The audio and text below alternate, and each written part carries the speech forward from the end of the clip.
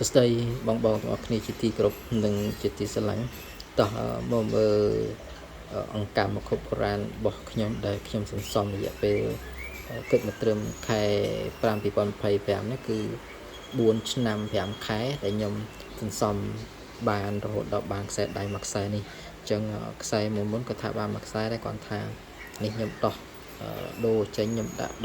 កន្លះចូលអញ្ចឹងណាអមជាមួយ16 17នេះចឹងទៅណាអញ្ចឹងគាត់ណាចែកម្លែកជូនបងប្អូនទស្សនាកំសាន្តទេតើតូននឹងមើលការមើលទឹកឬក៏កម្មគ្រប់បុរាណរបស់ខ្មែរយើងមានលក្ខណៈសន្តានអីមិនស្នាមអីមិនចឹងណាតែរបស់ខ្មែររបស់បុរាណរបស់យើងគឺអត់មានស្អាតភ្លឹងទេរបស់ខ្ញុំណាមានតែមួយក្រុមទេដែលស្អាតភ្លឹងប្រភេទនេះគឺមានស្នាមតិចតួចប៉ុន្តែធានាជូនបងរបស់គ្នាថាជារបស់ខ្មែរយើង100%ដែលចេញពីការខិតខំសន្សំបីបាច់របស់ខ្ញុំតាំងពី2021រហូតដល់2025ខែ5នេះខ្ញុំក៏បានសប្តាហ៍ពិតខ្ញុំសម្រេចយូរហើយគាត់ថានេះខ្ញុំបន្ថែមទៀតឲ្យគ្រប់ຂະຫນាតរបស់យើងអញ្ចឹងណាហើយខ្ញុំក៏នឹងសងក្របនេះដែរពុត្រាក្របនេះសម្រាប់ទឹកពាក់នឹងដៃអាចដាក់ទៅនឹងខ្សែករបស់ខ្ញុំថ្ងៃណាមួយចាំមើលខ្ញុំតនេតិចខ្ញុំដោះចេញខ្ញុំដាក់ចូលក្នុងខ្សែកតែគាត់នឹងបង្ហាញជូនបងប្អូនតើតើនឹងការមើលកម្មគប់បុរាណរបស់យើងតើយើងគួរមើលមិនបណ្ដឹងថារបស់ខ្មែរយើងហើយយើងមើលមិនរបស់ភូមិអញ្ចឹងណាតែខ្ញុំសម្រាប់ខ្ញុំមើលអាងចំណាំឡាយមានឡាយកម្ៅអីនៅនឹងជាប់ខប់ហើយទឹកបើចាំងថ្ងៃវិញយើងមើលដឹងទឹកវាមិនណារបស់ភូមិអាចទឹកស្អាតដូចរបស់ខ្មែរយើងទេណាហើយក្នុងចំណោមកម្មគប់បុរាណរបស់ខ្មែរយើងទាំងអស់ខ្ញុំមានមួយគ្រាប់នេះពណ៌ក្រហម2គ្រាប់3គ្រាប់4គ្រាប់នេះពណ៌ក្រហមពុតនេះទឹកក្រូចហើយនឹងរៀងពណ៌កម្ៅណានេះក៏កម្ៅដែរណាកម្ៅមានកម្ៅខ្លាំងគឺកម្ៅទឹកក្រូចអញ្ចឹងណាបាទហើយមួយគ្រាប់នេះដូចគ្នាដែរ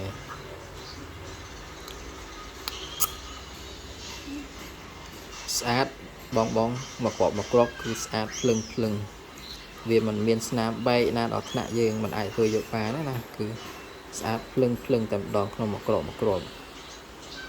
អញ្ចឹងខ្ញុំទន្សំរំនឹងបានមួយខ្សែនេះមកពាក់គឺមិនងាយទេបញ្ជាក់មួយបងរបស់គ្នាឡើងវិញថាមិនងាយទេទ្រាំនឹងបានកម្មមកខុបបុរាណមួយខ្សែនេះយកមកពាក់នឹងដៃ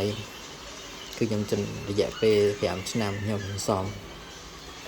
ដោយសារខ្ញុំអត់លុយអញ្ចឹងមានតែសន្សំតែតទេអញ្ចឹងរំនឹងបានមួយខ្សែនេះគឺមិនងាយទេណាបាទអញ្ចឹងបញ្ជាក់បងឡើងវិញថាទ្រាំបានមួយខ្សែនេះគឺមិនងាយទេតកតងនឹងអង្គកម្មគ្រប់បុរាណ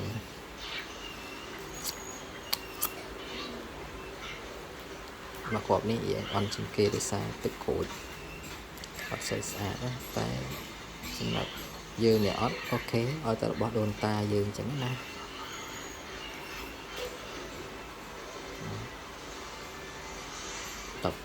15 17 កន្លះ17 16កន្លះនេះ15 12កន្លះ12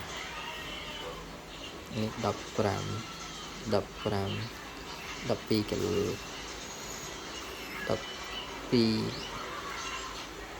ន្លះ13 14